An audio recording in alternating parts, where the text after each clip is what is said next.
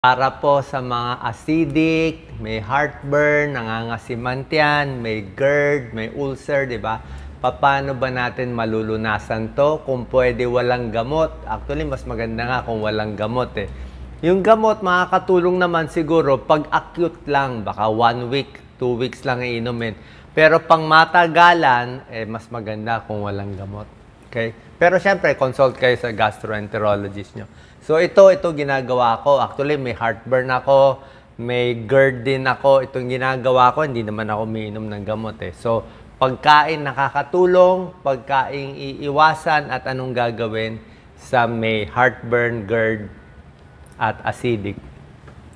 Ano sintomas nito? Kaya nga nila tinawag heartburn eh. Parang nangangasim. Diba? Ito, alam na alam ko yung symptoms. Nangangasim siya. Paghihiga sa gabi, parang maraming laway, laging malapot. Tapos pati boses mo na mamaos, medyo mapakla ang lasa. Diba? Pag burp mo, maasim, pwede yan. Minsan makabag din yung tiyan. Minsan nasusuka, burping, medyo mahapdi dito. Sa gitna ng tiyan, bandang kaliwa. Tawag lang nila heartburn, pero hindi galing sa puso, sa tiyan galing. So, mga sintomas halos pareho eh. Kung heartburn man yan, or gastritis, gas-gas din yan dahil acidic. Pero kung mas malala, pag may uka na yung sikmura mismo, peptic ulcer na ang tawag natin dyan. Papakita ko yung mga pagkain dapat kainin at yung mga dapat iwasan. Pero basically, iwas sigarilyo. Mas gusto natin high fiber yung diet. Iwas alak, tuturo pa natin. Tsaka yung mga pain relievers. Pain relievers, bawal. Okay, bawal yan. Mga ibuprofen, naproxen, ketoprofen, mefenamic acid. Pag may ulcer ka na, uminom ka niya, baka lalong masugat ang sikmura. Mamaya mag-bleeding pa yan. So, ano yung mga iiwasan? Number 1, alak. Irritant yung alak eh. Mahapdi sa tiyan yung alak. Lalo na kung walang laman ng tiyan. Lalo na kung may sugat na ang tiyan, mas hindi maghihilom pag iinom ka ng alak. Bawal. Kape. Actually, ang kape, depende sa inyo eh. Siguro kung malabnaw lang yung kape, pwede naman. Kung black coffee, baka pwede naman. Pero yung medyo matapang na kape, ayon sa pag-aaral, nakaka-acidic din. Kasama soft drinks, di ba? Soft drinks, masakit din sa sikmura. Kape, nakakadami ng stomach acid production. Pero depende sa inyo. May mga karne na mahapdi din sa tiyan. Yung masyadong maaalat, maraming preservative, yung mga seasoned meat, ganyan. Yung mga ham, salami, sausage, matataba. Pag matataba kasi, mas matagal na nanatili sa tiyan. Minsan, mas masakit sa tiyan. Konting iwas sa ganito. Oily foods. Sinabi ko, oily foods, oily dressing, minsan nakaka-trigger ng acid din yan. Okay? Mas gusto lang mga gulay, kanin, high fiber, mas kalmado yung tiyan natin. Pag oily fast food, mas hindi kalmado yung tiyan natin. Very spicy, syempre, di ba? Actually, healthy naman ang spicy, pero kung sobrang spicy, matapang masyado, maraming paminta, maraming sili, pwedeng sumakit ang tiyan mo. Mahapdi, mainit. Salty foods, may pag-aaral. Pag masyadong maalat, pickles, olives, yung sobrang salty, hindi rin maganda. Ayon kasi sa pag-aaral, yung ulcer, hindi lang siya dahil sa stress o dahil hindi ka kumakain.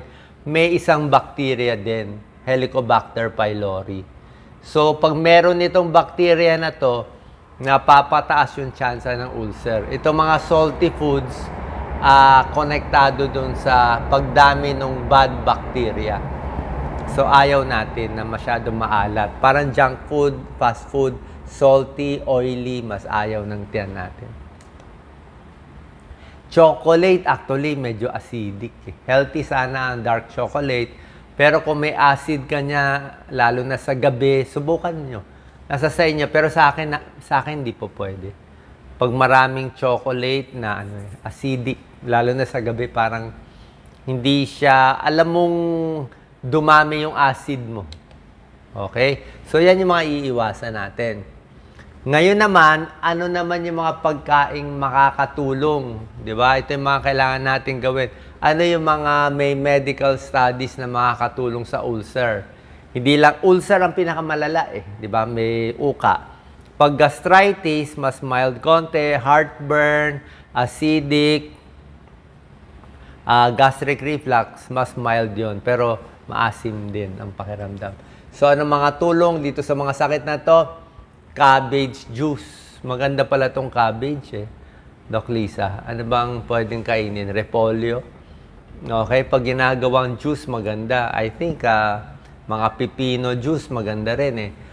Mas kalmado daw yung tiyan. May mga pag-aaral nakikita. Basta uminom daw nitong kumain nito or uminom ng juice nitong mga vegetable juice. Nakakabawas sa H. pylori infection, nababawasan ng ulcer. Gulay kasi basically mas kalmado ang tiyan. Sari-saring gulay, broccoli, cauliflower, kale, lahat yan pwede. Huwag lang masyadong spicy. Kamatis, pro and con eh. Oo, marami nagsasabi yung kamatis nakaka-acid din kung masyado marami. Siguro konti-konti lang kamatis o ketchup, konting bawas. Dapat yung gulay medyo niluto din. Or kung hindi luto, yung mga madali lang matunaw. Pero yung mga gulay natin, wag din masyadong hilaw, masyadong matigas, baka masakit din sa tiyan. Probiotics, okay? Ang probiotics, mga supplement yan, marami siyang good bacteria, medyo may tulong sa sakit sa tiyan. And probiotics, nag-stimulate production ng mucus, maganda yan para gumanda yung lining, mga good bacteria. Doc Lisa, naubos na probiotics natin, bibili tayo. Mahal lang tong probiotics. Hindi po natin nine-endorse, wala pong brand to, pero may tulong siya. May maraming pag-aaral to. Kahit tanong nyo pa sa doktor nyo, probiotics maganda sa tiyan.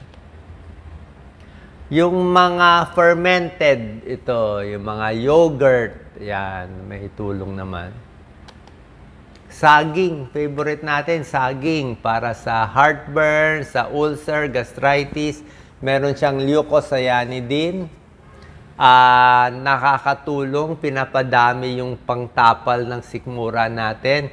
Bawas acidity at nababawasan ang sintomas ng ulcer. Maganda po saging. Parang tumatapal siya yung texture niya. Kaya lagi ako may saging, madaling araw. Ayan, no? Marami nga eh. How to treat stomach ulcer naturally with bananas. Ang daming pag-aaral. Ayan, no? Diba? Hindi naman sobrang laking medical studies. Paano pagkain to eh? Wala naman magsusupport ng ganong kalaki. Pero sa mga maliliit na pag-aaral, may tulong na tong saging. High fiber, saging, apple, okay naman. Pwede rin siya. Okay. Strawberry, grapes, pa konti-konti, wag lang masyado maasim. Chamomile tea, pamparelax ng tiyan. Diba? Mainit pa siya. For anxiety, for makabag, nag-iispasa, masakit ang tiyan. May mga pag-aaral dati, may anti-ulcer properties lang. Hindi pa ganun kalaki yung pag-aaral, pero wala namang masama, pamparelax, chamomile tea. Lagi ako may chamomile tea. Turmeric, okay naman, luyang dilaw, 'di ba? Parang salabat. Huwag lang masyado matapang, huwag lang masyado maanghang, May tulong matanggal yung H. pylori infection, protect stomach lining. Maliliit lang yung pag-aaral, pero wala namang masama. Sa labat, pwede rin. Huwag lang masyadong matapang. Honey. Okay, may antibacterial properties, panglaban ng H. pylori. Huwag lang masyadong marami, baka tumaas ang blood sugar nyo. Pero yung honey, basically, kapalit ng asukal, pwede rin. Aloe vera, may mga pag-aaral eh. Actually, hindi ko pa ito natatry eh. Pero sa mga pag-aaral, based on the studies, meron din siyang antibacterial properties. Garlic, depende. Dapat luto, wag lang masyadong marami. Sa akin kasi masyadong bawang, masakit din sa tiyan eh. Diba, mahapdi din. Pero alam nyo naman yung garlic, maganda sa blood pressure, maganda sa cholesterol, antibacterial, antimicrobial properties, maganda siya. So, bawang pwede, sama nyo sa pagkain nyo. Gano'ng karami? 2 butil sa isang araw. 1, 2. Good for high blood, good for high cholesterol. Karne, lean meat, huwag matataba. Pwede yan. Okay? Okay rin sa tiyan. Fatty fish, mas maganda. Mataas omega-3 fatty acids. Kanin, tinapay, yan, okay yan. Kalmado ang tiyan natin dyan. Lugaw, kalmado, wag lang masyadong spicy. Ito, questionable gatas. Dati, lumang panahon, gatas para sa ulcer, di ba? Mas kalmado. Pero, lately, yung iba, nakaka-increase din ng acid. So, yung gatas, depende sa inyo. Kung ako, mas gusto ko saging, tsaka hot water. Okay? Hindi ako pwede ng gatas, may lactose intolerance ako.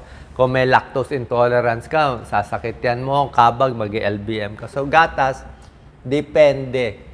Pwedeng may tulong, pwedeng makakasama. So, siguro, iwas na lang. Parang chocolate yan. Okay? Kung herbs and spice, konti lang, mild lang. Huwag lang masyadong spicy. Diba? Para hindi sumakit ang tiyan. Hot water, basically, pwede yan sa tiyan. Digestion, stomach pain, pinakamura, hot water lang. Mas kalmado ang tiyan, di ba? Mas makakadumi ka. Other tips, di ba? Lifestyle tips, dapat maluwag lang yung pantalon, wag masyado masikip, lagi kong ginagawa yan. Kain, wag sobra dami, kasi pag sobra dami, aapaw yan. 4 to 5 small meals in a day, wag 2 platong kanin pa konti-konti. Mas balance. Bago matulog, hindi dapat kakain 3 hours before eating.